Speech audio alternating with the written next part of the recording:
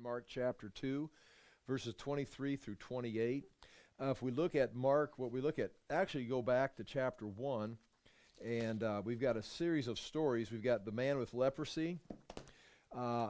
These stories, there's a series of stories that are in chapter 2, but we could start with the man with leprosy, who Jesus healed, and then he tells him, go to the temple, offer the sacrifice, but the man went ahead and told everyone. So here's Jesus is clearly following the law. In fact, it's detailed in Leviticus, the sacrifice the man was supposed to make, but instead the man went out and told everybody, and Jesus no longer could go into the city, he had to stay outside.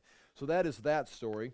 But then starting in chapter 2, the very first story in chapter 2, is the man that he heals and he forgives his sin. And we now begin a series of stories where Jesus has some kind of a conflict, but when he forgives the sins of the man, the people, the critics, the scribes, they're thinking that you can't forgive sins unless you're God, and Jesus knows this. What they're thinking is, what is it harder to do? Your sins are forgiven, or stand up and walk, so that you may know that the Son of Man, key phrase, has authority on earth to forgive sins. Take up your mat and walk. So Jesus indicates here, by their own words, that the Son of Man, or himself, that he is God. I mean, they basically made a statement or were thinking thoughts that gave him credit for being the Son of God.